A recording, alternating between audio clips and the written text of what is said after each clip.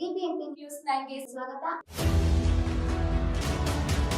ಮೊದಲಿಗೆ ಮುಖ್ಯಾಂಶಗಳು. ಹಿಜಾಬ್ ಬಗ್ಗೆ ಧರಿಸ್ಕೊಂಡು ಹೋಗಬೇಕು, ಇದು ಸರ್ಕಾರದ ಮಾಡ್ತಕ್ಕಂಥ ಕೆಲಸನ. ಇದು ಒಂದು ಶಿಕ್ಷಣ ಸಂಸ್ಥೆಯಲ್ಲಿ, ವಿದ್ಯಾಲಯಗಳಲ್ಲಿ ಸಮವಸ್ತ್ರ, ಇದು ಹಲವಾರು ಬಾರಿ ನಾವು ಚರ್ಚೆ ಮಾಡಿದ್ದೇವೆ.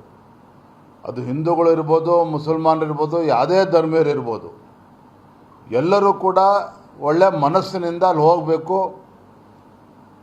ಜ್ಞಾನಾರ್ಜನೆ ಮಾಡ್ತಕ್ಕಂಥ ಸ್ಥಳ ಅದು.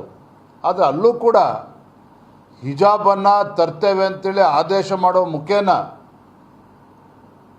ಇವತ್ತು ಶಾಲೆಗೆ ಹೋಗ್ತಕ್ಕಂಥ, ಕಾಲೇಜಿಗೆ ಹೋಗ್ತಕ್ಕಂಥ ವಿದ್ಯಾರ್ಥಿನಿಯರಲ್ಲೂ ಕೂಡ ಒಂದು ದ್ವೇಷದ ಭಾವನೆಯನ್ನು ಬಿತ್ತುವಂಥ ಕೆಲಸ ಬೇರೆ ಯಾರೂ ಮಾಡಿಲ್ಲ.